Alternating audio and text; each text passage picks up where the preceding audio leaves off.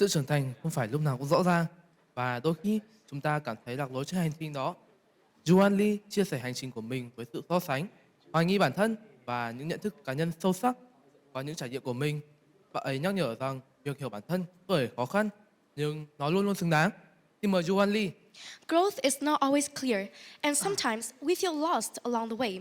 Juhwan Lee shares his journey of comparison, self-doubt, and personal realization. Through his experiences, he reminds us that understanding ourselves can be difficult, but it is always worth it.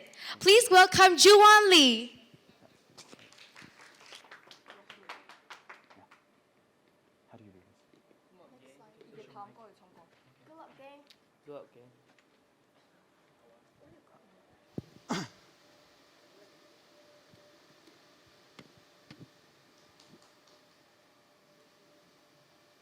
Recently, I had the opportunity to volunteer as one of the supervisors for our school's elementary after-school activities. And there, I met a boy that particularly caught my interest. And he had three notable characteristics. First of all, he was relatively chubby.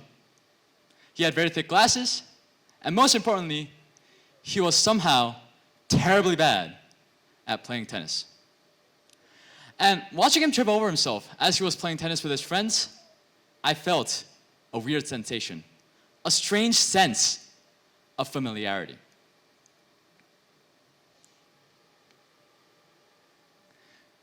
He was the exact same replica of who I was as an elementary school kid.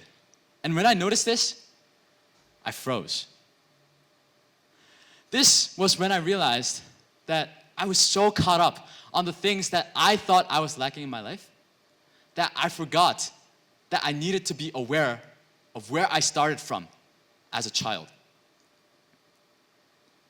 As I was slowly starting to adapt to the growing academic pressures as a junior, I was held with the immense fear that I was not improving enough, or even with the fear that I was not improving at all. And when the appreciation for my progress turned into self-doubt, that was when I gradually started to blind myself. And that day, this particular boy came up to me and asked me one of the most ridiculous questions I've ever heard in my life. Why are you so tall? And I said, well, that's a very good question because I don't know. Strangely enough, his question had me reflect on something outside of just my physical growth. That is, my growth as a person. And the ways in which I've grown in that aspect were pretty clear. I was more mature. I was better able to handle growing academic pressures. And I had more courage. But if someone were to ask me, what had caused all these changes in you? I couldn't give an answer. In fact, I couldn't pinpoint to a single point in my life that has sparked all these changes. No one is the same between the ages of 6 and 12. It's a period of growth for everyone. And it is my firm belief that this is not something that a single experience or choice that you make in your life sparks. So I reached my final conclusion. Oh, guess what? Change is a slow, gradual, and rather an invisible process that comes regardless of our own conscious choice. Now, this particular realization also had me reflect on my past experiences and actually get a chance to reevaluate it as well. Last year, I had the opportunity to fly all the way to Orlando in order to participate in a guitar competition. And back then, without much confidence in my guitar playing skills, probably breaking a sweat and panicking on the stage was already expected of me. As soon as my music teacher started conducting, I was instantly lost. I desperately scrambled to find the right strings on my guitar, and I tried my best so that my fingers would stop shaking.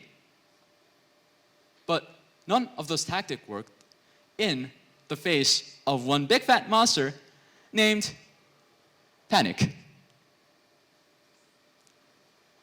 And like that, I blew my first competition performance. Thankfully, our team still received the first place award for that competition, but still, the sense that I did nothing to contribute to our team's success, and the sense that I did not truly belong to our team as a member made me have nightmares every single day. Even to the extent that guitar, an instrument that once gave me joy amidst my boring and tedious daily life, turned into some sort of curse. But I couldn't quit. Like quite literally, it was too late for me to drop the class. But even outside of that, I had a concert coming up in about a month. And to make matters worse, I was given the role of the only electric guitar player in our group, which meant that every single mistake that I made on the stage was all noticeable to the audience. And as all of you may have already expected, I was ready to run away, like my usual self. But this time, the other side of me kept telling me that I shouldn't do so, that I should at least try once in my lifetime to give a performance that I was proud about. At least once in my lifetime to try to jump over my challenges and limitations. And in the end, even though I was unsure about that idea, I said, why don't I give it a shot? At this moment, I instinctively knew that something different had to be done. Something different from my usual level of effort had to be done in order to pull this off. So I did the only thing that I could. Put in hours and hours of practice every day in order to perfect my playing so that when I jumped onto stage, there was nothing to be nervous or anxious about. Time passed, inconsiderate of my panic. And in the blink of an eye, came the day of my concert. Now, as soon as I jumped onto stage, my fingers moved strikingly fast. Every single note that I played filled the room with joy. I dominated the stage that day, enough to be nicknamed Post-Eric Clapton, and like that, our team received a score of 100 for that concert. And Juhwan lived happily ever after. Period. End of story. Except that did not happen. It was not a perfect performance. But what I was sure about was that it was a decent performance that I was relatively happy with. Now, what this revealed to me was that overcoming stage fright was still a work in progress for me. But that didn't mean that I did not change at all. In fact, every day that I attempted to push through the pressure and panic and that tremendous burden that was laid in front of me, I was gradually becoming a person who was more resistant to fear and pressure.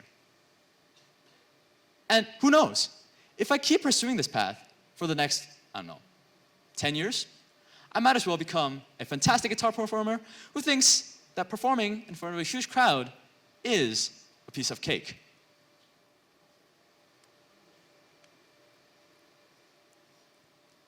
Now, what is then another takeaway from this particular story? It's that even though change is a slow, invisible, and gradual process that comes regardless of regardless of our conscious choice, we still have agency over its direction. Now let's think about this for a moment. If I were to let the traumatic experience that I experienced in Orlando drown me to despair, and if I were to let that emotion sink inside me, I still would have changed. But I would have changed to a person who was more pessimistic and who was more reluctant to playing guitar in the future, which is obviously not the ideal direction. Then how? How do we set the right direction for change and be prepared to embrace it? I believe that only with the right mindset, this is achievable. And I believe that the right mindset mainly comes with two parts. First is endurance, and second, this is the more important part, knowing how to accept pain as a part of your life and yourself. As I was preparing for my concert, when I practiced under the thought that everything that was happening to me right now was unfair and I didn't deserve to be faced with some sort of pain, I made minimal progress. But as soon as I accepted this harsh reality and the fact that the task that was laid in front of me was by its own nature difficult, that was when true change started to happen. People who know how to accept pain as a part of their life and themselves know how to forgive the world and themselves in order to move on and take the next right step. Just a slight change in our perspectives can make all the difference in terms of our behavioral consequences.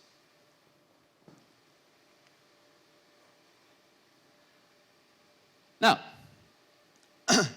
just because I said that you should move on from your past experiences doesn't necessarily mean that you should go through an experience and forget about it for the rest of your life.